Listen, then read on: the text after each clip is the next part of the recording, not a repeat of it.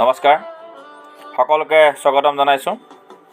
মই ৰিপুঞ্জয় বৰদলৈ ইতিমধ্যে আপোনালোকৰ ৰাষ্ট্ৰীয় শিশু বিজ্ঞান সমাৰোহৰ প্ৰকল্পসমূহ কেনেদৰে গুগল ফৰ্মৰ জৰিয়তে পঞ্জীয়ন কৰিব, কেনেকৈ ৰাষ্ট্ৰীয় শিশু বিজ্ঞান সমাৰোহৰ প্ৰজেক্ট ৰিপৰ্ট লগবুক বনাব, তাৰপিছতে কেনেকৈ ইয়াৰ চাৰ্ট পেপাৰসমূহ বনাব, পইণ্টাৰ কেনেকৈ বনাব, প্ৰেজেণ্টেশ্যন কেনেকৈ কৰিব, এইসমূহৰ ভিডিঅ' ইতিমধ্যে আপলোড কৰিছোঁ ইউটিউব চেনেলত।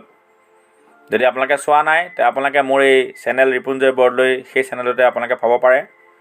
আৰু আপোনালোকে কিবা যদি অসুবিধা আছে এই ক্ষেত্ৰত প্ৰকল্প প্ৰস্তুতৰ ক্ষেত্ৰত আপোনালোকে বা ইনস্পায়াৰ এৱাৰ্ড মানকৰ ক্ষেত্ৰত যদি মডেল আৰ্হিৰ ক্ষেত্ৰত যদি মডেল প্ৰস্তুত কৰাৰ ক্ষেত্ৰত যদি কিবা অসুবিধা পাইছে বা অনলাইন পঞ্জীয়নৰ ক্ষেত্ৰত যদি আপোনালোকে অসুবিধা পাইছে তে আপোনালোকে মোক যোগাযোগ কৰিব। মোৰ কণ্টেক্ট নম্বৰ হৈছে 9864366161। শিশু বিজ্ঞান সমাৰোহৰ ফকেল থিমটো হৈছে ছায়েন্স ফৰ ছাষ্টেইনেবল লিভিং, অৰ্থাৎ বহনক্ষম জীৱন ধাৰণৰ বাবে বিজ্ঞান। ইয়াৰ উপবিষয় 5টা আছে। সেই 5টা উপবিষয় আমাৰ অনলাইন যেতিয়া আমি ফৰ্ম ফিল আপ কৰোঁ তেতিয়া নিৰ্বাচন কৰিবলৈ দিয়ে। তেতিয়া আমাৰ বহু শিক্ষকৰ বা ছাত্ৰ ছাত্ৰীৰ অসুবিধা হয় যে প্ৰত্যেকটো উপবিষয়সমূহৰ কোনকেইটা প্ৰকল্প হ'ব, প্ৰকল্পসমূহ কেনেধৰণৰ বিষয়ৰ হ'ব, সেই বিষয়ে অকণমান খেলি মেলিৰ সৃষ্টি হয়। সেই বিষয়ে মোক অৱগত কৰোৱাৰ লগে লগে মই যিহেতু শিক্ষকসকলৰ অনলাইন প্ৰশিক্ষণ প্ৰদান কৰি থকা হৈছে আমাৰ শিশু বিজ্ঞান সমাৰোহ জিলা সমিতিৰ ফালৰ পৰা, গতিকে আমি এটা চিন্তা কৰিলোঁ সকলো ছাত্ৰ ছাত্ৰী আৰু শিক্ষকৰ সুবিধা হোৱাকৈ আমি ছাব থিমসমূহৰ লগত জড়িত কিছুমান টপিক সেই টপিকসমূহত আমি কেনেদৰে কম সময়ৰ ভিতৰতে আমি প্ৰকল্প প্ৰস্তুত কৰিব পাৰোঁ। কিয়নো লকডাউনৰ কাৰণে আমাৰ বিদ্যালয়সমূহ বন্ধ হৈ আছিলে, গতিকে কম সময়তে প্ৰকল্প প্ৰস্তুত কৰিব আমি বাধ্য হৈ পৰিছোঁ। গতিকে সেইসমূহৰ ওপৰত আলোচনা কৰিবৰ কাৰণে আজিৰ এই ভিডিঅ'টো প্ৰস্তুত কৰাইছে। আকৌ কৈছোঁ, যদি ইয়াত কিবা যদি ভুল আছে ভুলখিনি শুধৰণিৰ কাৰণে আপোনালোকে কমেণ্টত যাতে কমেণ্ট দিয়ে বা ব্যক্তিগতভাৱে মোক ফোন কৰি জনাব পাৰে, তাক শুধৰণি কৰিবৰ কাৰণে আমি সদায় আগবাঢ়ি থাকোঁ। গতিকে আৰু এই বস্তুখিনি যে 100% শুদ্ধ বুলিও আপোনালোকে যাতে গ্ৰহণ নকৰে। এতিয়া আমাৰ প্ৰথম ছাব থিমটো হৈছে ইক'ছিষ্টেম ফৰ ছাষ্টেইনেবল লিভিং। দেখিছে, ecosystem for sustainable living, the understanding ecosystem, exploring diversity of life, impact of human activities on ecosystem, conservation of biodiversity and ecosystem, natural resources management for ecological, economical and social sustainability. ইয়াৰ ওপৰত আপোনালোকে প্ৰকল্প প্ৰস্তুত কৰিব লাগে। গতিকে বিষয়সমূহ আমি চিন্তা কৰি উলিওৱা হৈছে। আমাৰ হেণ্ডবুকো আছে NCSC, গতিকে সেইসমূহ তাৰ পৰা আমি গোটেইখিনি লৈ আপোনালোকৰ সুবিধাৰ্থে আমি কিছুমান প্ৰকল্পৰ বিষয় হিচাপে লৈছোঁ। উপবিষয় 1ৰ আপোনালোকে স্ক্ৰীনশ্বট মাৰি ল'ব পাৰে যে পৰিৱেশৰ ওপৰত ধান খেতিৰ জাতৰ বিভিন্নতা। হয়, পৰিৱেশৰ ওপৰত এবিধ ধানেই আপোনাৰ লখিমপুৰত যেনেকৈ হ'ব বা আপোনালোকৰ সেই একেখন জিলাতে যদি আপোনাৰ গোগামুখত যেনেকৈ হৈছে বা আপোনাৰ বিশ্বনাথ চাৰিআলি যেনেকৈ হৈছে গহপুৰত বেলেগ হ'ব, তে নাৰায়ণপুৰত যেনেকৈ হৈছে ধৰক আপোনাৰ লখিমপুৰ টাউনৰ ফালে বেলেগকৈ হ'ব। গতিকে পৰিৱেশৰ ওপৰত ধান খেতিৰ জাতৰ বিভিন্নতা আপোনালোকে অধ্যয়ন কৰিব পাৰে। দ্বিতীয়, পৰিৱেশৰ ওপৰত পক্ষী পৰিভ্ৰমণৰ সম্পৰ্ক, সেইটো আপোনালোকে জানেই। এটা সৰু এটাত আপোনালোকে প্ৰকল্প ল'ব পাৰে নিজৰ অঞ্চলক লৈ পেলাই কি পৰিভ্ৰমী চৰাই আহে, কোন সময়ত আহে, আৰু সেইটো বৰ্তমানে আমাৰ মানুহৰ কৃতকৰ্মৰ কাৰণে কিবা প্ৰভাৱান্বিত হৈছে নেকি। তৃতীয়, সংকৰ বীজ আৰু স্থানীয় বীজৰ খেতিয়ে পৰিৱেশৰ ওপৰত পেলোৱা প্ৰভাৱ। অতিমাত্ৰা সাৰ, অতিমাত্ৰা পানী, বিভিন্ন ধৰণৰ কীট পতংগৰ কাৰণে পেষ্টনাশক আমি ব্যৱহাৰ কৰিবলগীয়া সংকৰ বীজৰ ক্ষেত্ৰত, কিন্তু স্থানীয় বীজৰ ক্ষেত্ৰত কম পৰিমাণৰ সাৰ, কম পৰিমাণৰ পানী, আৰু যিহেতু তেওঁলোকে স্থানীয় বীজ, গতিকে স্থানীয়ভাৱে যিসমূহ আমাৰ বেমাৰ তেওঁলোকে মানে ৰোগ হয়, ৰোগ প্ৰতিৰোধ ক্ষমতাটো বেছি হয়। গতিকে এই ঔষধ পেষ্টনাশক যিবিলাক বা ব্যৱহাৰ কৰা হয়, ইনছেক্টিচাইডবিলাক ব্যৱহাৰ কৰা হয়, সেইবিলাকৰ কুপ্ৰভাৱ আমাৰ মাটি প্ৰদূষণ, বায়ু প্ৰদূষণ বা আমাৰ পানী প্ৰদূষণৰ কেনেদৰে প্ৰভাৱ কৰিছে তাৰ ওপৰত সুন্দৰ এটা আপোনালোকে প্ৰকল্প কম সময়ৰ ভিতৰত কৰিব পাৰে। আমাৰ বাৰীখনত থকা ফল মূলৰ গছৰ লগত বাৰীৰ পৰিৱেশ তন্ত্ৰ অধ্যয়ন।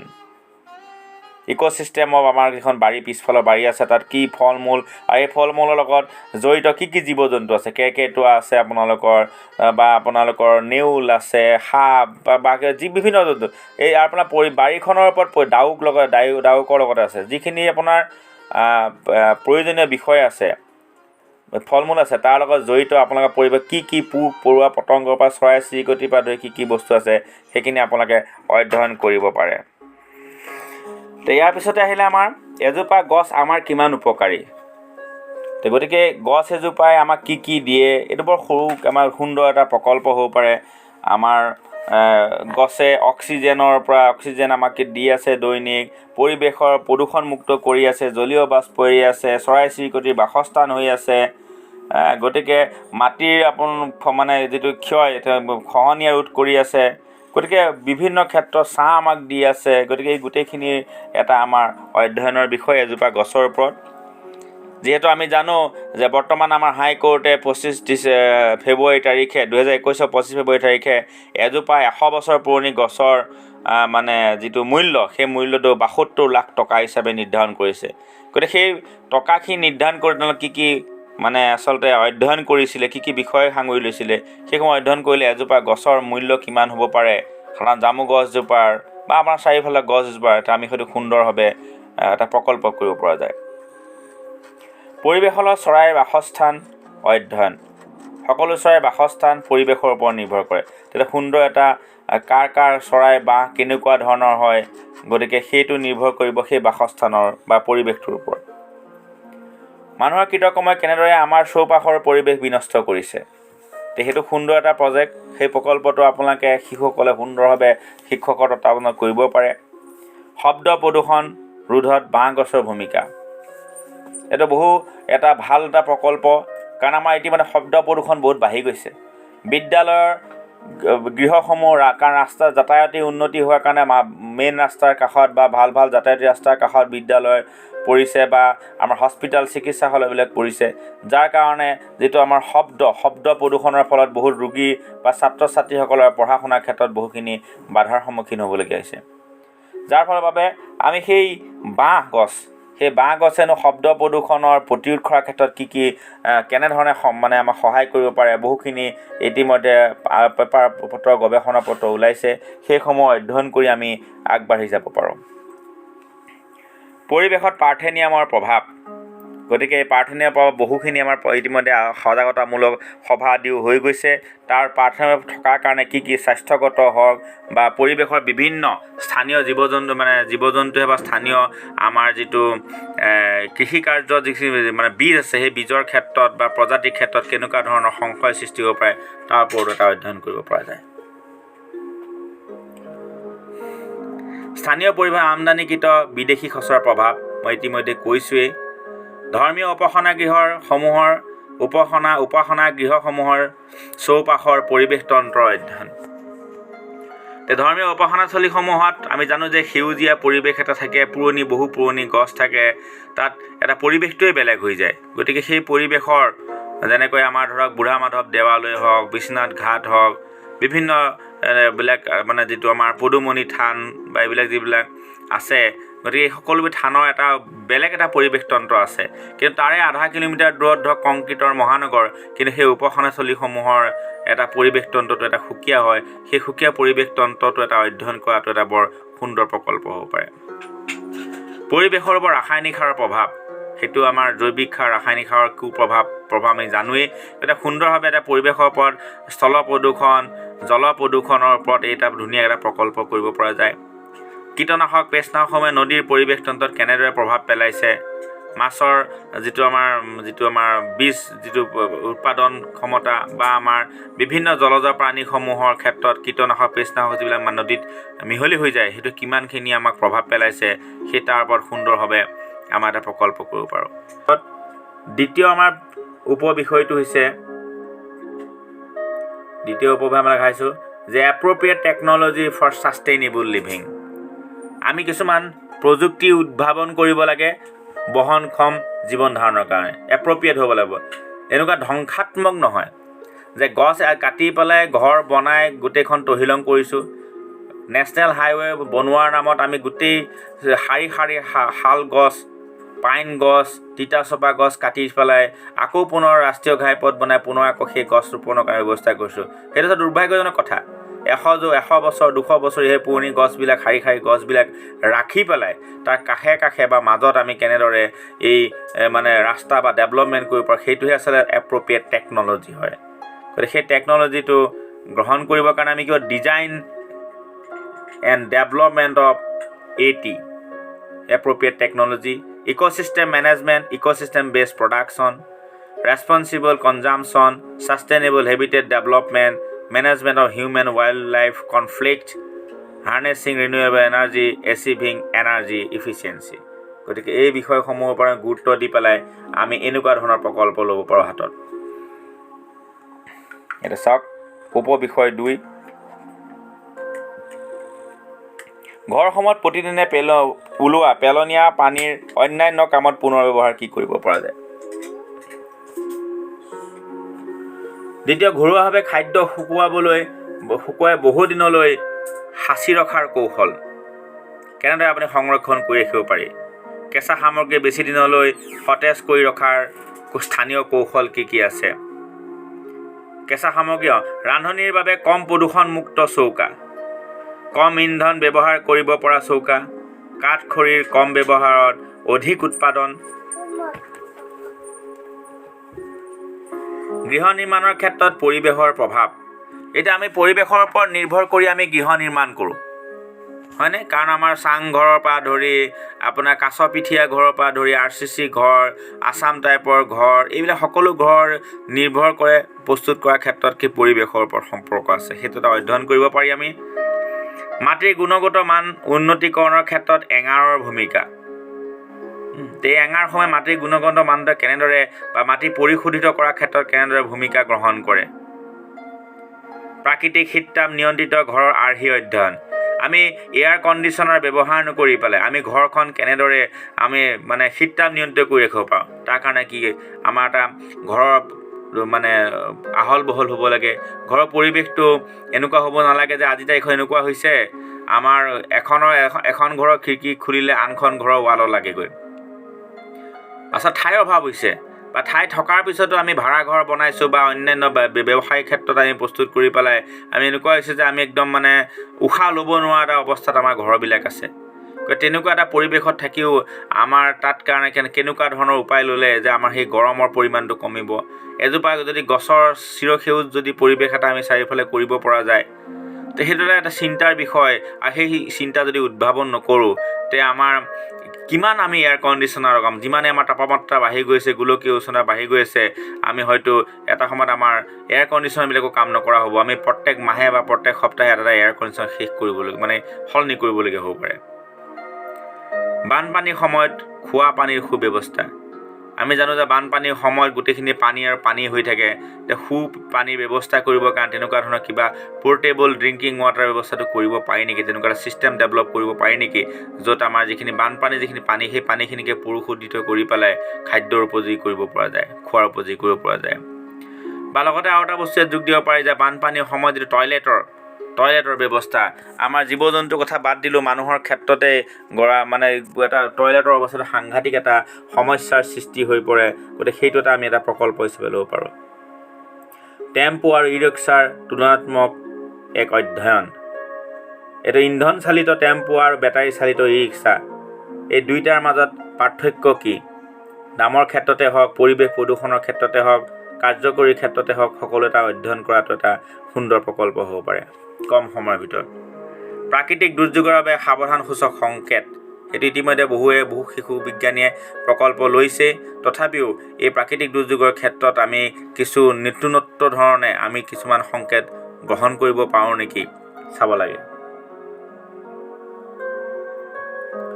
ইয়াৰ ক্ষেত্ৰতে আৰু এটা বস্তু আপোনালোকে যোগ কৰিব পাৰে, যিটো হৈছে আমাৰ আভ্যন্তৰীণ প্ৰদূষণ। আমাৰ ঘৰখনৰ ভিতৰৰ যিবিলাক প্ৰদূষণ হৈ আছে, ঘৰখনৰ ভিতৰৰ প্ৰদূষণ তাৰমানে ধৰক এতিয়া আপুনি পাৰফিউম ৰুম স্প্ৰে দিছে, বৰ বেয়া গোন্ধায় কাৰণ খিৰিকী খুলিব নোৱাৰে, এয়াৰ কণ্ডিশ্যনাৰ ৰুম, তাৰ কাৰণে আপুনি বেয়া গোন্ধটো যাবৰ কাৰণে আপুনি ৰুম স্প্ৰে ব্যৱহাৰ কৰিছে। কিন্তু ৰুম স্প্ৰে ব্যৱহাৰ কৰিলেও সেই ভিতৰত থকা যিখিনি আচলতে বেয়া গোন্ধ, যি স্বাস্থ্যৰ কাৰণে সন্মত নহয়। ইতিমধ্যে ক'ভিডৰ পৰিৱেশে আমাক এচিৰ ব্যৱহাৰ বহুখিনি কমাই তুলিছে। কৈছে যে মুকলি পৰিৱেশত থাকিব লাগে, সেইকাৰণে বন্ধ দৰ্জা বন্ধ খিৰিকী খুলিবলৈ বাধ্য হৈছে সকলো। এতিয়া বৰ্তমান য'ত AC চলাই আছিলে তাতে ফেন চলে, খিৰিকী দৰ্জা খুলিবলগীয়া পৰিৱেশ হৈছে। গতিকে এই যে ভিতৰৰ যিখিনি ধৰক আপোনাৰ গ্ৰীচিং কৰা হয়, আমাৰ যিবিলাক পঁইতাচৰাই মূৰাত দিওঁ বা আমাৰ LPG চিলিণ্ডাৰৰ গোন্ধ হওক, পাৰফিউমৰ গোন্ধ, ৰুম স্প্ৰেৰ গোন্ধ, বিভিন্ন ধৰণৰ যিবিলাক আমাৰ ফাৰ্নিচাৰৰ গোন্ধ বা আমাৰ যেতিয়া ৰুমবিলাক নতুনকৈ ৰং কৰা হয় তাৰ গোন্ধ, সেইবিলাকে অত্যন্ত মাৰাত্মক। তাৰ বিষয়ে মোৰ এখন কিতাপত প্ৰবন্ধও প্ৰকাশ হৈছে। গতিকে সেই বিষয়ত যদি আপোনালোকে কিছুমান সাৱধান ল'ব বিচাৰে, তাৰ কাৰণে নাছাৰ আমাৰ যি গৱেষকসকলে তেনেকুৱা ধৰণৰ বহুকেইজোপা গছ চিনাক্তকৰণ কৰিছে। যেনেকৈ তাৰ ভিতৰত এল'ভেৰা আছে, তাৰপিছত আমাৰ এই ৰবৰ গছ আছে, স্নেক প্লেণ্ট আছে, তাৰপিছত আপোনাৰ এনেকুৱা ধৰণৰ বহুখিনি যে আমাৰ শান্তিৰ ভেটফুল আছে, পিচ লিলি বুলি যাক কোৱা হয়, তেনেকুৱা ধৰণৰ বহুকেইজোপা গছৰ তেনেকৈ আমি ভিতৰত যদি ৰাখি থওঁ, মানি প্লেণ্ট আছে, স্পাইডাৰ প্লেণ্ট আছে, এইবিলাক যদি ভিতৰত যদি আমি টাবত ৰাখি থওঁ, আমাৰ শোৱনি কোঠাত, পঢ়া কোঠাত বা আমাৰ কিটচেনত পাকঘৰত ৰাখি থোৱা হয়, তেতিয়াহ'লে ঘৰৰ যিটো আভ্যন্তৰীণ প্ৰদূষণ, সেই প্ৰদূষণ ৰোধ কৰাৰ ক্ষেত্ৰত বহুখিনি মানে সহায়ক হয়। আৰু যিটো আভ্যন্তৰীণ যিটো বায়ু নিৰ্মলকৰণৰ ক্ষেত্ৰত তেওঁলোকে বহুখিনি সহায় কৰে। ইয়াৰ পিছতে আছে আমাৰ তৃতীয়টো উপবিষয়, social innovation for sustainable living. এই ক্ষেত্ৰত আমি 1 ঘণ্টা পৰিৱেশ, 1 ঘণ্টা পৃথিৱীৰ বাবে, আৰ্থ আৱাৰ, এই কাৰ্যসূচীৰ বাস্তৱিক ফলাফল। আচলতে চাবলৈ গ'লে আমাৰ যিটো আৰ্থ আৱাৰ আমি পালন কৰি থাকোঁ, 1 ঘণ্টা যেতিয়া সকলো লাইট বন্ধ কৰি দিয়া, সকলোবিলাক ইলেক্ট্ৰিকেল ইনষ্ট্ৰুমেণ্ট যেতিয়া বন্ধ কৰি দিয়া হয়, তেতিয়া তাৰ ইন্ধনৰ ৰাশীকৰণ কিমান হয়। আৰু এই প্ৰকল্পৰ মূল উদ্দেশ্য হ'ব ইন্ধনৰ ৰাশীকৰণ, লগতে ইন্ধন ৰাশীকৰণ কৰাৰ ক্ষেত্ৰত যিটো সজাগতা। বহুতে অফিচ কাছাৰী বা যিয়ে নহওক বা স্কুল বিদ্যালয়সমূহত কি হয়, মানে অবাবতে কিছুমান ৰুমত ফেন চলি থাকে, আপোনাৰ লাইট জ্বলি থাকে, দিনে ৰাতিয়ে জ্বলি থাকে, কোনো ধৰণৰ গুৰুত্ব নাই। তো সেই যে খৰচটো, সেই খৰচৰ কাৰণে আমাৰ যিখিনি ইন্ধন, সেই ইন্ধন ব্যৱহাৰ কৰি আজি আমি বিদ্যুৎ উৎপাদন কৰি আছোঁ, বেলেগৰ পৰা কিনি আছোঁ। যদি সেইখিনি যদি ৰাহি কৰিবলৈ যাওঁতে কিমান ইন্ধন ৰাহি হ'ব আৰু ভৱিষ্যত প্ৰজন্মৰ কাৰণে এটা ছাষ্টেইনেবল লিভিং হোৱাত সহায়ক হ'ব, সেইখিনি আমি এই প্ৰকল্পৰ জৰিয়তে ক'ব পাৰোঁ। তো 1 ঘণ্টা তেনেকৈ কিমান আমি বিদ্যুৎ ৰাশীকৰণ কৰিব পাৰি, বিদ্যুৎ ৰাশীকৰণৰ ফলত কিমান ইন্ধন ৰাশীকৰণ হ'ব আৰু ছাষ্টেইনেবল লিভিঙৰ ক্ষেত্ৰত কিমানখিনি সহায়ক হ'ব, এটা সুন্দৰ প্ৰকল্প হ'ব পাৰে। দ্বিতীয়তে হৈছে জীৱনশৈলীৰ লগত ৰোগৰ সম্পৰ্ক। হয়, আজি আমাৰ লাইফষ্টাইলটো বৰ অদ্ভুত হৈ পৰিছে। আমি যিবিলাক খাদ্য আমাৰ যিবিলাক আছে, সেই খাদ্য গ্ৰহণৰ শৈলীবিলাক সলনি হৈ পৰিছে। খাদ্য গ্ৰহণৰ সময়সীমা আমাৰ নোহোৱা হৈছে। কেতিয়াবা পুৱা 7টা বজাত খাইছোঁ, কেতিয়াবা সেই খাদ্য গৈ দুপৰীয়া খাইছোঁ, কেতিয়াবা ৰাতি আমি 9টাত খাইছোঁ, কেতিয়াবা গৈ পেলাই 1:30টাত খাইছোঁ। গতিকে এই যে যিবোৰ লাইফষ্টাইল, সেই লাইফষ্টাইলে আমাৰ বা ৰাতি শোৱাটো দেৰি হৈছে, উঠাটো দেৰি হৈছে। গতিকে এই যে যিটো এটা কথা আছে যে সূৰ্য উদয় হোৱাৰ লগে লগে উঠিব লাগে, সূৰ্য অস্ত হোৱাৰ আমি পিছত আমাৰ আচলতে জিৰাব লাগে, দেহটো জিৰাব লাগে। গতিকে আমি যেতিয়া মানৱ দেহটো আমি অগ্ৰগতিৰ ক্ষেত্ৰত গোটেই মানুহ যদি অগ্ৰগতিৰ ক্ষেত্ৰত গৈ আছোঁ, আৰু কম্পিটিশ্যন যিখন প্ৰতিযোগিতামূলক এখন আমি আছে আচলতে মাৰ্কেটত আছোঁ বুলি ক'লেও ভুল নহয়। গতিকে তাত আমাৰ এই খোৱা এইবিলাক অলপ সলনি হৈছে, কিন্তু তাৰ ফলত আমাৰ জীৱনশৈলী আমাৰ কিছুমান ৰোগ সৃষ্টি কৰিছে। মেদবহুলতা, ডায়েবেটিছ, প্ৰেছাৰ এইবিলাকৰ সৃষ্টি কৰিছে, হাৰ্ট এটেক, নিদ্ৰাহীনতা। গতিকে এইবিলাকৰ যিবিলাক তাৰপিছত আমাৰ ডিপ্ৰেশ্যন এইবিলাকৰ যে সৃষ্টি কৰিছে। লগতে আমাৰ যিবিলাক আমাৰ ধৰক এতিয়া আমি ভাবোঁ যে কলপাতত খালে বেয়া, পটুৱাত খালে, দৌলাত খালে বেয়া। আমি তাৰ কাৰণে কি হ'ল, সেউজীয়া পাতখনৰ সলনি আমি কি ব্যৱহাৰ কৰিছোঁ, থাৰ্মকল ব্যৱহাৰ কৰিছোঁ। থাৰ্মকলৰ জাতীয় বস্তুবিলাক কিমান মাৰাত্মক হ'ব দেহৰ কাৰণে, সেইবিলাক আমাৰ লাইফষ্টাইলৰ কাৰণে আমি নিজকে আচলতে বেমাৰী কৰি তুলিছোঁ। সেইটো এটা সুন্দৰ অধ্যয়ন হ'ব পাৰে। আমাৰ সামাজিক ৰীতি নীতিত প্ৰকৃতি সংৰক্ষণ। ধৰক এতিয়া সাধাৰণ কথা কৈছে, বিভিন্ন ৰীতি নীতিত আমাৰ গছ পূজা কৰা হয় বা গছ এজোপা ৰোপণ কৰা এটা নিয়ম থাকে। যেনেকৈ ভৱেন্দ্ৰনাথ শইকীয়াই তেতিয়াই কৈ গৈছিলে যে বোলে ৰঘুনাথে আমাৰ বিয়াখন পাতোতে আমলখি গছজোপানো কিয়নো কাটিলা। গতিকে আমলখি গছজোপা কাটিলা, গতিকে ছোৱালীজনীক আশীৰ্বাদ দিয়ে তেওঁ বিয়া নোখোৱাকৈ গুচি গ'ল। গতিকে পেণ্ডেল এটা দিবৰ কাৰণে গছ এজোপা কটাতকৈ গছজোপা ৰাখি পেণ্ডেলটো কেনেকৈ দিব পাৰি, সেই মানসিকতা আমাৰ সমাজৰ ৰীতি নীতিত আছে। বৰষুণৰ পানী সংৰক্ষণ কৰি বিভিন্ন কামত ব্যৱহাৰ কৰা, সেইটো আমি কৰি আছোঁ, ৱাটাৰ হাৰ্ভেষ্টিং যিটো ছিষ্টেম। কিতাপৰ বেংক প্ৰস্তুতৰ ফলাফল, কিতাপৰ বুক বেংক, এই বুক বেংকে আমাৰ আজিৰ তাৰিখত মোবাইল যিটো প্ৰীতি নম'ফবিয়া সাংঘাতিক এটা ব্যাধি হৈ পৰিছে, যে মোবাইল ফবিয়া, মোবাইল ফোন নহ'লে যেন জীৱনটো আধৰুৱা, সেই এটা অনুভৱে আজি সকলোকে চিন্তাক্লিষ্ট কৰি তুলিছে। কিতাপৰ অধ্যয়ন নোহোৱা হৈ পৰিছে, নতুনত্ব অধ্যয়ন নোহোৱা হৈ পৰিছে। কিছুমান ৰেডিমেড বস্তুৰ ওপৰতে আমি নিজকে দিনৰ পৰা দিন আমি ব্যস্ত কৰি ৰাখিছোঁ। গতিকে সেই কিতাপ বা যদি বেংক আমি যদি সকলো শিশুসকলক লৈ পেলাই যদি আমি কোনোবা এখন ঘৰত 4-5 ঘৰ মিলি কাৰোবাৰ ঘৰত কৰিব পাৰোঁ, জেগা ঠাইত কোনোবা এখন গাঁৱত যদি কৰিব পাৰোঁ, তাত যদি আমি নিজাভাৱে যদি বুক বেংকৰ ওপৰত কিবা প্ৰতিযোগিতা বা দেওবাৰে বা তেনেকুৱা পঢ়াৰ ক্ষেত্ৰত যদি কিবা এটা কৰিব পাৰোঁ, তেতিয়া ৰচনা প্ৰতিযোগিতা কিবা কৰিব পাৰোঁ, তেতিয়া বহুখিনি আমাৰ সুফলাফল দেখাব দৈহিক মানসিক বৌদ্ধিক বিকাশৰ ক্ষেত্ৰত। তাৰপিছত 6 নম্বৰ, ঘৰসমূহত অব্যৱহৃত ঔষধ সংগ্ৰহ কৰি বিনামূলীয়া ঔষধৰ বেংক ব্যৱস্থা কৰা। এতিয়া ধৰক বহুখিনি ভাল দামী ঔষধ, যাৰ মানে কিছুমানৰ এনেকুৱা হয় 5টা 10টা খোৱাৰ পিছত ভাল হৈ যায়, বাকী 2-3টা ফাইল একো নোচোৱাকৈ, এক্সপায়াৰি ডেট নোযোৱাকৈ সেয়া নষ্ট হৈ যায়। এই বিষয়ে মই ডক্টৰ অমল শইকীয়া, আমাৰ বিশ্বনাথ চাৰিআলিৰ জনাজাত, আপোনালোকে জানে, তেওঁৰ লগত আলোচনা কৰিছিলোঁ। তেওঁ ক'লে তেনেকুৱা ধৰণৰ যদি ঔষধ থাকি যায় এক্সপায়াৰি নোহোৱা, তেতিয়া আমাৰ তেওঁলোকৰ যিটো KP মেমৰিয়েল বা তেনেকুৱা ধৰণৰ অনুষ্ঠান আছে, তেওঁলোকক দিলে সেই ডাক্তৰসকলে, কেতিয়াবা এনেকুৱা ৰোগী আহে, বৰ দুখীয়া ৰোগী আহে, সেই ৰোগীসকলক তেওঁলোকে কি হয় বিনামূলীয়াকৈ সেই ঔষধসমূহ দিব পাৰে, কাৰণ তেওঁলোকে ডাক্তৰ হিচাপে জানে কোন ঔষধ কাক দিব লাগে, আৰু যিহেতু এক্সপায়াৰি ডেট যোৱা নাই, গতিকে সেইখিনি জনাব নালাগে ৰোগীসকলক জনালে কি হ'ব, যে এইখিনি আমাক বিনামূলীয়া ঔষধ দিছে, গতিকে আমাৰ বেমাৰ ভাল হ'ব নে নহ'ব। কিন্তু সেইটো এটা কি যে গুপ্ত দান বুলি এটা কথা এটা আপোনালোকে কৰে, সেইটো গুপ্ত দানৰ নিচিনা হ'ল। আপোনাৰ ঘৰত থকা বস্তুখিনি সেই হস্পিটেলত জমা দিয়ক, সেই হস্পিটেলত সেইজন চিকিৎসকলে তেনেকুৱা যিজন নিডি পাৰ্চন আছে, যাৰ ঔষধ কিনিবলৈ টকা নাই, তেখেতসকলে সেই ঔষধসমূহ বিনামূলীয়াকৈ প্ৰেৰণ দিব, আৰু যাৰ কাৰণে তেওঁলোকৰ আৰোগ্যও লাভ কৰিব, কাৰণ সেইখিনি ঔষধৰ অপচয় হয়। আপোনালোকৰ 500 টকা বা 1000 টকা এটা ষ্ট্ৰিপ থাকি যায়, বেমাৰ ভাল হোৱাৰ পিছততো ঔষধখিনি খাই লাভ নাই, সেই ষ্ট্ৰিপটো থাকি গ'ল, কিন্তু কাৰোবাৰ কাৰণে জীৱন দায়িনী কাম এটা কৰিলে, সেই 1000 টকা বা 500 টকা দি 10টা বা 5টা টেবলেট কিনিব নোৱাৰিবও পাৰে।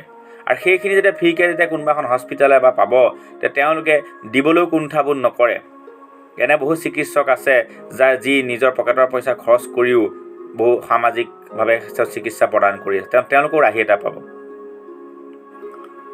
শিশুৰ টিফিনত সুষম খাদ্য, টিফিন বক্সবিলাক আমি জানো যে কালাৰ্ড প্লাষ্টিকৰ যিকোনো বস্তুৱে আমাৰ বেয়া, খোৱা পানীৰ কালাৰ প্লাষ্টিকৰ বটলবিলাক হওক, টিফিন বক্সবিলাক কালাৰ্ড হওক, এই কালাৰ যিবিলাক আছে বিসফিনল A নামৰ এজন বিষাক্ত এবিধ ৰাসায়নিক পদাৰ্থ থাকে, সেই বিষয়ে ইতিমধ্যে আমাৰ বহুখিনি সজাগতামূলক কাম আমাৰ ক্ষীৰোধৰ বৰুৱা ছাৰে কৰিছে, তেওঁ প্ৰবন্ধ পাতিও লিখিছে। টিফিন বক্সবিলাক কেনে হ'ব লাগে, ভিতৰত গ্লাছ থকা বা আমাৰ এনেকুৱা ষ্টীলৰ হ'লে খাদ্য মানে বিষক্ৰিয়া নহয়, কিন্তু আমাৰ যে প্লাষ্টিকৰ কালাৰ প্লাষ্টিকবিলাক নিলে তাত থোৱা সুষম খাদ্যও বিষাক্ত হৈ পৰে, সেই বিষয়ে এটা আমি প্ৰকল্প কৰিব পৰা যায়। ৰঙীন পানী বটলৰ বিষাক্ত পানী, সেইটো মই ক'লোৱেই এতিয়া। ঘৰুৱা জাংক ফুড আৰু কৃত্ৰিম জাংক ফুড, এতিয়া ঘৰুৱা জাংক ফুড বুলি ক'লে আপোনালোকে কি বুজি পায়? ঘৰুৱা জাংক ফুড মানে হৈ গ'ল আমাৰ কড়াইগুড়ি, পিঠাগুড়ি, মুড়ি, আখৈ, এইবিলাকতো আমাৰ ঘৰুৱা জাংক ফুড হ'ল। হতককৈ মানে ফাষ্ট ফুড বা জাংক ফুড হ'ল, সোনকালে এইটো বনাই দিলে লগে লগে আমি খাই গুচি যাব পাৰোঁ।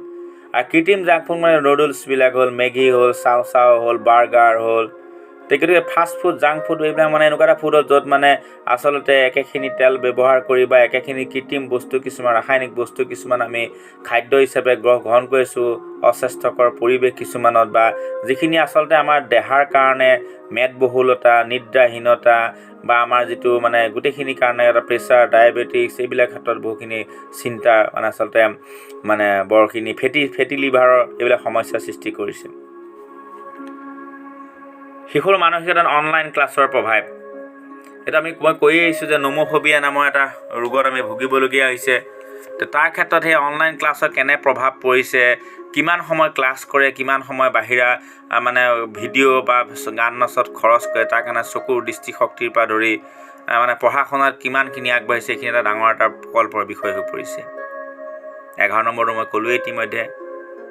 12 নম্বৰ প্লাষ্টিক আৰু আমাৰ স্বাস্থ্য, যে প্লাষ্টিকৰ ব্যৱহাৰে আমাৰ স্বাস্থ্যলৈ কিমানখিনি ভাবুকিৰ সৃষ্টি কৰিছে, প্লাষ্টিকৰ অত্যন্ত ব্যৱহাৰে প্লাষ্টিকৰ যিবিলাক পাৰ্টিকলবিলাক সৰু সৰু কণাবিলাকো আমাৰ দেহৰ ভিতৰত প্ৰৱেশ কৰিছে, তাৰ কাৰণে আমাৰ দৈহিক শাৰীৰিকভাৱে আমি কিমানখিনি আমি ৰোগীয়া হৈ পৰিছোঁ, তাৰো এটা সুন্দৰ প্ৰকল্প হ'ব পাৰে। শিশুৰ প্ৰাকৃতিক আৰু কৃত্ৰিম খাদ্যৰ তুলনাত্মক অধ্যয়ন। প্ৰাকৃতিক খাদ্যটো গ'লোৱে, ভীমকলৰ ৰসেই হওক, ভীমকলৰ আপোনাৰ হেৰিয়ে হওক, কৰাই গুড়িয়ে হওক, পিঠাই গুড়িয়ে হওক, কল ফেনেকি খোৱা কলৰ পানী হওক, আৰু এইটো যিবিলাক কৃত্ৰিম খাদ্য আমি আজি তাৰিখত খাই আছোঁ তাৰ এটা অধ্যয়ন।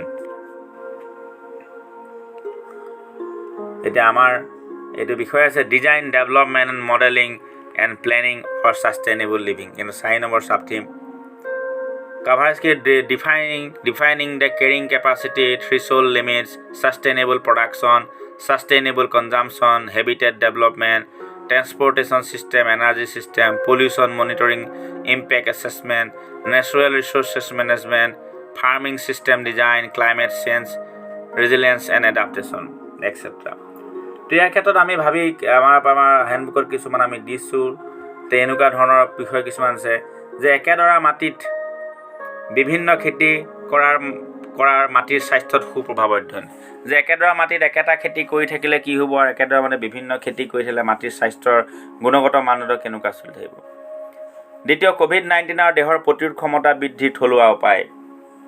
এতিয়া আমি থলুৱাভাৱেনো আমাৰ নিজকে কেনেকৈ নিৰোগী কৰি ৰাখোঁ। মানে COVID-19 মানে কি, ভাইৰাছ। এতিয়া ভাইৰাছে হওক বা বিভিন্ন বেক্টেৰিয়াই হওক বা যিকোনো বস্তুৱে, ভেঁকুৰিয়ে হওক, যে এইবিলাকো আমাৰ দেহক সুৰক্ষিত কৰি ৰাখিবৰ কাৰণে দেহৰ প্ৰতিৰোধ ক্ষমতা ৰাখিব লাগিব। আৰু দেহৰ প্ৰতিৰোধ ক্ষমতা বৃদ্ধি কৰিবৰ কাৰণে আমি থলুৱাভাৱে কি উপায় অৱলম্বন কৰিব পাৰোঁ, সেইখিনি ডাঙৰ এটা প্ৰকল্প হ'ব পাৰে, সুন্দৰ প্ৰকল্প হ'ব পাৰে। ভাইৰাছৰ সংক্ৰমণৰ পৰা আঁতৰি থকাৰ প্ৰাকৃতিক উপায়, এইটো কৈ দিলোঁ মই। আমাৰ অঞ্চলৰ বতৰৰ ওপৰত নিৰ্ভৰশীল কৃষি। আমি বতৰৰ ওপৰত নিৰ্ভৰশীল কৰি কি আমি খেতি আমি কৰোঁ, সেইটো অধ্যয়ন সুন্দৰ। নিজৰ অঞ্চলত বৰষুণৰ তথ্য বিশ্লেষণ। যে বৰষুণ হয়, সেই বৰষুণ যোৱা বছৰ বা এই বছৰ এই তথ্য এটা বিশ্লেষণ কৰিব পাৰি। আমাৰ বিভিন্ন ডিপাৰ্টমেণ্টৰ যিটো বৰষুণৰ আছে, ডিপাৰ্টমেণ্ট আছে, বতৰ বিজ্ঞান ডিপাৰ্টমেণ্ট, তাৰ পৰা যদি আমি বৰষুণ তথ্যখিনি লওঁ, এই বছৰত আমাৰ বৰষুণ কিমান হৈছে কি নাই, সেই তথ্য এটা বিশ্লেষণ কৰি আমি পেলাই বৰষুণৰ পৰিমাণ কম বেছি এটা ক'ব পৰা যায়। তাৰপৰা ক্ষতি কিখিনি আছে, কি খেতি ইয়াৰ ওপৰত নিৰ্ভৰশীল হৈ থাকে, কিমান ক্ষতি হৈছে, এইটো এটা ধুনীয়াকৈ উলিয়াব পৰা যায়। আমাৰ অঞ্চলত 3 কিলোমিটাৰৰ ভিতৰত থকা অতি প্ৰয়োজনীয় অনুষ্ঠান আৰু আমাৰ অভাৱ। যে আমাৰ ডেভেলপমেণ্টৰ কাৰণে কি অনুষ্ঠান লাগে, সামাজিক শৈক্ষিক ডেভেলপমেণ্টৰ ক্ষেত্ৰত কিমান কি অনুষ্ঠান আছে 3 কিলোমিটাৰ আমাৰ বাসস্থানৰ লগত, কি নাই, সেইখিনি এটা প্ৰকল্প হ'ব পাৰে সুন্দৰ। আমাৰ কাষৰীয়া গাঁৱৰ কুঁৱাসমূহৰ গভীৰতা এক অধ্যয়ন। যাই দেখিছোঁ যে গভীৰ নলীডাল যিমান দিনক দিনে বাঢ়ি যোৱাৰ লগে লগে, ডাঙৰ বিল্ডিংবিলাক হোৱাৰ লগে লগে, এপাৰ্টমেণ্টবিলাক হোৱাৰ লগে লগে আমাৰ কেৱল গভীৰ নলীডালত বহোৱা হৈছে, পানীৰ ব্যৱহাৰ অত্যন্ত বাঢ়ি গৈছে। কোনোবাই ধনিক শ্ৰেণীৰ মানুহে 5 ইঞ্চি 10 ইঞ্চি বৰিং কৰিছে, কাষত থকা কোনোবাই ঘৰে 2 ইঞ্চি বা 3 ইঞ্চি বৰিং কৰিছে। তেওঁ পানী নোপোৱা হৈছে, পানী কিনি খাবলগীয়া হৈছে, আৰু বাকী হ'লে পানীখিনি অপচয় কৰি আছে, গাড়ী ধুই আছে 4খন 5খন, অপৰ্যাপ্ত পানী নষ্ট কৰি আছে। কিন্তু সেই বিল্ডিংবিলাকত যদি ৱেষ্ট ৱাটাৰ মেনেজমেণ্ট কৰাহেঁতেন, সেই পানীখিনি যদি ডাঙৰ চিনটেক্সত ৰাখি থোৱাহেঁতেন, সেই পানীখিনি কিন্তু আমাৰ গাড়ী ধোৱা কামতে হওক বা অন্যান্য ফুলনিত দিয়া, ঘৰ মোচা, এইবিলাক কামত কিন্তু সুন্দৰভাৱে ব্যৱহাৰ কৰিব পৰা যায়। সেইটো এটা সুন্দৰ অধ্যয়ন হয়। গাঁও বা অথবা চহৰাঞ্চলৰ পানী নিষ্কাশনৰ প্ৰাকৃতিক আৰু মানৱসৃষ্ট ব্যৱস্থা আৰু ইয়াৰ ফলপ্ৰসূতা। এতিয়া পানী চাফা কৰিবৰ কাৰণে কি ব্যৱস্থা, চাফা মানে কি আছিলে, খাদ্যৰ খোৱাৰ উপযোগী কৰিব পৰাকৈ প্ৰাকৃতিক উপায় বহুত আছে আমাৰ। আগতে আমাৰ গাঁৱতখনত বহুতখিনি পানী পৰিশোধনৰ ব্যৱস্থা আমি কৰিছিলোঁ, সেই বৰ্তমান নাইকিয়া হোৱাৰ পথত। গতিকে সেইসমূহ আকৌ উদ্ধাৰ কৰি পেলাই আমি সেইখিনি তাৰ পানী পৰীক্ষা কৰিব পাৰে। ওচৰতে আমাৰ যিবিলাক ডিপাৰ্টমেণ্ট আছে বা আমাৰ যিটো একুৱাৰী গাৰ্ড বা আমাৰ পিউৰিট বা এইবিলাক কেণ্ডেলৰ ফিল্টাৰৰ পানী, আৰু প্ৰাকৃতিকভাৱে আমি যিখিনি পানী পৰিশোধন আগতে থলুৱাভাৱে কৰাইছিলে, সেই থলুৱাভাৱে পানী পৰিশোধন কিমানখিনি খাদ্যৰ খোৱাৰ উপযোগী, সেইখিনি আমি এটা তুলনাত্মক অধ্যয়ন কৰিব পাৰোঁ। আমাৰ অঞ্চলত থকা পিটনি মুকলি ঠাইৰ এক জৰীপ ভিত্তিক অধ্যয়ন। কিমান পিটনি আছে, সেই পিটনিসমূহৰ ইক'চিষ্টেমবিলাক, মুকলি ঠাই কিমান আছে, তাৰো এটা ইক'চিষ্টেম আছে, এইবিলাক এটা অধ্যয়ন কৰা এটা সুন্দৰ প্ৰকল্প। আমাৰ অঞ্চলত বসবাস কৰা বনৰীয়া জীৱ জন্তু আৰু ঘৰচীয়া জীৱ জন্তুৰ সমীক্ষা। গতিকে সকলোৰে বাবেতো সম্ভৱ নহয় যদিও কৰিব পৰা যায়, কাৰণ গাঁও অঞ্চলৰ প্ৰায় বনৰীয়া জীৱ জন্তু বুলিলে কেৰ্কেটুৱা, নেউল, শহাপহু, শিয়াল এইবিলাক সকলোবিলাক পৰে, চৰাই চিৰিকটি আৰু ঘৰচীয়া জীৱ জন্তুখিনি থাকেই। গতিকে ধুনীয়াকৈ এটা সমীক্ষা এটা আমি কৰিব পৰা যায়। তে আমাৰ 5 নম্বৰ প্ৰকল্পটো হৈছে traditional knowledge system for sustainable লিভাৰ। ট্ৰেডিশ্যনেল আমাৰ যিটো আছে পৰম্পৰাগত পদ্ধতি, ইয়াত কি দিছে? Documentation, validation, improvisation and application of TKS মানে traditional knowledge system, ecosystem management, conservation, resource optimisation, energy efficiency, system efficiency, promoting growth within and social inclusion. এইবিলাকৰ ওপৰত কৰিবলৈ গ'লে আমাৰ কি কি প্ৰকল্প হ'ব পাৰে, এইটো হৈছে উপবিষয় 5। তাৰপৰা ধৰক বীজ সংৰক্ষণ থলুৱা পদ্ধতি অধ্যয়ন। আগৰ পৰা আমি বীজ সংৰক্ষণ কৰি আছোঁ, এতিয়া ৰাসায়নিকভাৱে আমি বিভিন্ন ধৰণৰ কেমিকেল ইউজ কৰিবলৈ সংৰক্ষণ কৰোঁ, যিখিনি আমাৰ আচলতে বহুত কষ্টলি হৈ পৰে, তাৰ কাৰণে দাম বাঢ়ি গৈ আছে। সেইখিনি মাটি প্ৰদূষণতো সহায় কৰি আছে। কিন্তু আগৰ থলুৱা যি পদ্ধতি আছিলে, এই পদ্ধতি উদ্ভাৱন কৰি আমি সেইখিনি যদি ব্যৱহাৰ কৰিব যাওঁ, সেইটো ছাষ্টেইনেবল লিভিঙৰ এটা বিশেষ অংগ হৈ পৰিব। অৰ্থনৈতিক দিশৰ পৰা থলুৱা বীজ সংৰক্ষণ পদ্ধতি আৰু কৃত্ৰিম পদ্ধতি আমি অধ্যয়ন কৰিব পাৰোঁ। কাৰ কি খৰচ বেছি হয়, কাৰ উৎপাদনৰ লগত যিখিনি সংৰক্ষণৰ পদ্ধতি সুন্দৰভাৱে অধ্যয়ন কৰিব পৰা যায়। মাছ ধৰা থলুৱা সামগ্ৰী আৰু নাইলনৰ সামগ্ৰী নদীৰ পৰিৱেশ তন্ত্ৰত পেলোৱা তুলনাত্মক অধ্যয়ন। যিটো আগৰ যিটো থলুৱা সামগ্ৰী আছিলে, থলুৱা সামগ্ৰীখিনি কিন্তু নদীৰ পৰিৱেশ তন্ত্ৰত ইমান প্ৰভাৱ পেলোৱা নাছিলে। কিন্তু বৰ্তমানৰ যিখিনি নতুন এনেকুৱা মানে যিবিলাক নাইলনৰ জাল বা মিহি সূতাৰ জালবিলাক ব্যৱহাৰ হোৱাৰ ভিতৰত কি হ'ল, একে সৰু সৰু পোনা মাছৰ পৰা ধৰি সকলো মাছ মানে নদীখন চাফা কৰি উঠি আহে। আৰু যিবিলাক অদৰকাৰী জীৱ জন্তু, যিবিলাক আমি ধৰক মাছৰ ক্ষেত্ৰত নালাগে, সেইখিনি উঠি আহে, তাৰপিছত মৰি যায়। যেনেকৈ মৰে আমাৰ শিহুবিলাক, মাছ ধৰিবলৈ গৈ শিহুবিলাক মৰে, যাক আমাৰ নদীৰ জলতন্ত্ৰৰ ৰজা বুলি কোৱা হয়। নেশ্যনেল একুৱেটিক এনিমেল আমাৰ যাক কোৱা হয়, ৰাষ্ট্ৰীয় জলজৰ প্ৰাণী শিহু কোৱা হয়। এইবিলাক নাইলনৰ জালত মৰি পেলাই উশাহ ল'ব নোৱাৰে, ওপৰলৈ আহিব নোৱাৰে, ফচি মৰিবলগীয়া হয় নিবিচৰাকৈ। গতিকে ইয়াৰ পৰা বহুখিনি আচলতে আমাক ক্ষতি কৰিছে। হ'ব পাৰে মাছ বেছিকৈ ধৰিছোঁ, কিন্তু তাৰ তুলনাতকৈ মাছ ধৰাতকৈ মাছৰ লগতে আনুষংগিক পৰিৱেশ তন্ত্ৰৰ লগত জড়িত বহুখিনি প্ৰাণী অদৰকাৰীভাৱে মৃত্যুমুখত পৰিবলগীয়া হয়। সেইটো এটা সুন্দৰ অধ্যয়ন কৰিব পৰা যায়। থলুৱা কীটনাশক আৰু কৃত্ৰিম কীটনাশকৰ পৰিৱেশৰ ওপৰত পেলোৱা প্ৰভাৱ অধ্যয়ন, সেইটো কৈয়ে আহিছোঁ। থলুৱা সঁচৰ বীজ আৰু সংকৰ বীজৰ ৰোগ প্ৰতিৰোধ ক্ষমতা অধ্যয়ন, সেইটো আমি ইতিমধ্যে কৈছোঁৱেই। থলুৱাভাৱে নিৰ্মিত গুণৰোগ, আচলতে মোৰ এইটো কিছুমান ভুল হৈ আছে ইয়াত মানে টাইপ কৰা বা কিবা কৰা, গতিকে সেই ক্ষেত্ৰত মই ক্ষমা মাগিছোঁ। বানানখিনি যাতে ভুলখিনি ছাত্ৰ ছাত্ৰীসকলে যাতে বেয়া নাভাবে, আমাৰ শিক্ষকসকলে যাতে সেই বানানখিনি শুদ্ধ কৰি দিয়ে। খালি গুণৰোগৰ স্বাস্থ্যৰ ওপৰত প্ৰভাৱ। সেই যে গুণৰোগ মানে নেপালী সম্প্ৰদায়ে যিটো প্ৰস্তুত কৰে গুণৰোগ, সেই গুণৰোগৰ লগত আচলতে আমাৰ স্বাস্থ্যৰ লগত কেনেকুৱা সম্পৰ্ক আছে, কি কি ৰোগৰ ক্ষেত্ৰত ৰোগ প্ৰতিৰোধ ক্ষমতা বা কেনেকুৱা ধৰণৰ কি কি এটা প্ৰভাৱ আছে, এটা হয় হয়তো একদম বিজ্ঞানসন্মত এটা অধ্যয়ন হ'লে সুন্দৰ এটা প্ৰকল্প হয়, আৰু এটা সমাজৰ কামত আহিব এইটো। খাৰ প্ৰস্তুত প্ৰণালী আৰু বিভিন্ন ব্যৱহাৰ, গতিকে এই খাৰৰ কি কি ব্যৱহাৰ কৰা হয়, ইয়াৰ গুণগত মানদণ্ড কি, ইয়াৰ বৈজ্ঞানিক এটা অধ্যয়ন অতি প্ৰয়োজন। থলুৱাভাৱে নিৰ্মিত ফাকুৱা আৰু কৃত্ৰিম ফাকুৱা আমাৰ স্বাস্থ্যৰ লগত এই ফাকুৱাখিনিৰ সম্পৰ্ক। খাদ্যৰ গুণগত মানদণ্ড, সিদ্ধ নে তেলত ভজাত বেছি এক অধ্যয়ন, যে সিদ্ধ খোৱাটো আৰু তেলত ভজা এইখিনি কেনেকুৱা এটা অধ্যয়ন কৰিব লাগে। কৃষি কাৰ্যত ব্যৱহৃত ডাকৰ বচনৰ বিজ্ঞানসন্মত অধ্যয়ন, ডাকৰ বচনৰ লগত আমাৰ ছায়েন্সৰ কিবা তেনেকুৱা ৰিলেটেড আছে নেকি, যে কৃষি এগ্ৰিকালচাৰ ডিপাৰ্টমেণ্টবিলাকৰ যিখিনি টেকনিক কৌশল বীজ ৰোপণৰ ক্ষেত্ৰত হওক বা পুলি ৰোপণৰ ক্ষেত্ৰত হয়, তাৰ লগত ডাকৰ বচনৰ কেনেকুৱা ধৰণৰ এটা সম্পৰ্ক আছে, বিজ্ঞানসন্মত সম্পৰ্ক আছে নে নাই, তাৰ পৰা অধ্যয়ন কৰিব পৰা যায়। খাদ্য সংৰক্ষণৰ থলুৱা পদ্ধতি, কুঁহিয়াৰ ৰস নতুবা খেজুৰ গছৰ ৰস ৰোগ প্ৰতিৰোধী হোৱাৰ গুণগত অধ্যয়ন। বহুতে কৈ দিয়ে কুঁহিয়াৰৰ পুৰণা ৰস বা খেজুৰৰ ৰস, যিবিলাক আমাৰ কি কয় এইটো, এই যে জণ্ডিছ বেমাৰৰ পৰা বিভিন্ন পুৰণা বেমাৰ ভাল কৰাৰ ক্ষেত্ৰত সহায়ক হয়, তাৰ আচলতে প্ৰকৃত কাৰণটো হয় নে নহয় এটা অধ্যয়ন কৰিব পৰা যায়। কৃত্ৰিম পানীয় আৰু প্ৰাকৃতিক পানীয় আমাৰ স্বাস্থ্যৰ ওপৰত প্ৰভাৱ কেনেকুৱা। কৃত্ৰিম পানীয় মানে হৈছে আমাৰ কোকোকোলা, পেপচি, ফান্টা যিবিলাক আছে আমাৰ, লিচি চিচি, আৰু প্ৰাকৃতিক পানীয় মানে খেজুৰৰ ৰস, আমাৰ কুঁহিয়াৰ ৰস, নাৰিকলৰ ৰস, আনাৰসৰ ৰস, যিবিলাক নেমুৰ ৰস, এইবিলাক এটা তাৰ লগত তুলনাত্মক অধ্যয়ন এটা কৰিব পৰা যায়। সুন্দৰ প্ৰকল্প হ'ব। প্ৰকল্পসমূহ কৰিব গ'লে ছাত্ৰ ছাত্ৰীসকল এনেকৈ ইমানে মানে আপোনাৰ অধ্যয়নশীল হৈ পৰে, বৰ সুন্দৰ লাগে। ইমু চৰাইৰ পৰা অধ্যয়ন কৰিব গৈছে, মাটিৰ গুণগত মানদণ্ডৰ কাৰণে তেওঁলোকে জৰীপ কৰিছে। স্বাস্থ্য আজিকালি মাটিৰ হেল্থ কাৰ্ড দিয়ে।